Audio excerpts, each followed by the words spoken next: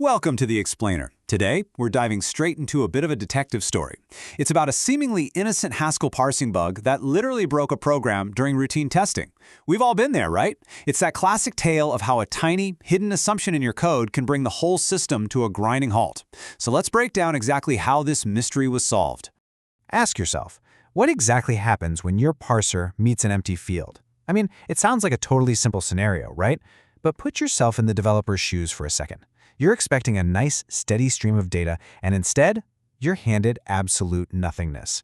How does your code react? Well, as we're going to see, sometimes it doesn't react well at all. Section 1. The empty field bug. So our developer, Ang, was right in the middle of a standard testing run. The program was just churning away, parsing the metadata of various novels. Everything was going perfectly fine. And then, bam! The metadata parser just completely failed. A hard stop, no warning whatsoever, just a total failure to parse the text. And that brings us to the core of the problem: 0. The issue was triggered precisely when a metadata field contained absolutely 0 characters. It wasn't some weird malformed string or an unexpected special character that blew up the system. It was literally the sheer absence of characters. It totally exposed an unexpected vulnerability in the way the parser handled its input. So Ang did what any good developer does, right? You start digging. And tracing the bug back to the source code revealed a huge realization. The metadata parser, specifically the part handling individual fields, was set up to strictly require that a value actually exist. It completely freaked out at an empty value. If the field was there in the data, but completely empty, the parser just threw its hands up in defeat. Section 2. A one-character fix. Now, what's really interesting about this slide is the before and after. We've got the buggy code using a function called takewhile1p and the fixed code using takewhileP. You see the difference there? It is quite literally a one-character fix. Just dropping that single number 1 fundamentally changes the entire parsing logic. Here's why that happens. Takewhile1p is incredibly strict. It absolutely requires at least 1 character to match the given predicate. If it sees 0 characters, it just instantly fails. But takewhileP, it's way more forgiving. It allows 0 or more characters to match.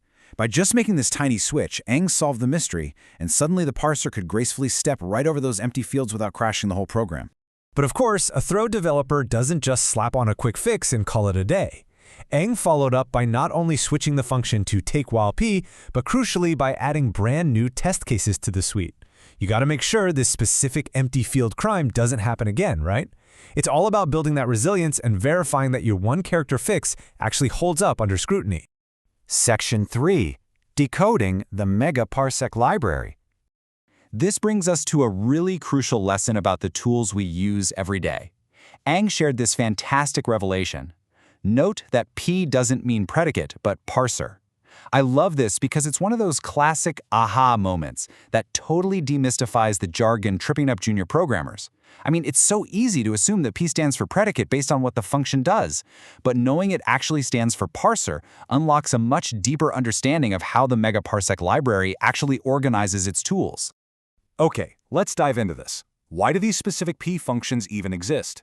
Well, in Megaparsec, P functions, like takewhileP, are this specialized group of parsing functions that are highly aware of the parser state.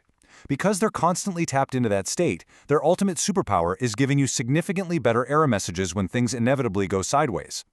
And honestly, this is exactly why developer experience matters so much. These P functions act like a high-precision map.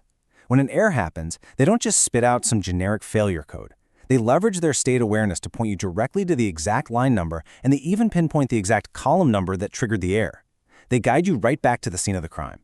Think about how many hours of frustrating debugging that saves. So what's the big takeaway here? Basically, choosing the exact right parsing function can literally make or break your application.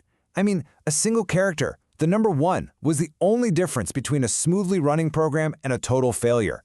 It really makes you think, what hidden bugs might be lurking in your own code right now? Are your parsers way too strict for the messy reality of the data they're processing? Think about that next time you're defining your fields. Thanks for tuning into this explainer, and hopefully it helps you look at your own code just a little bit closer.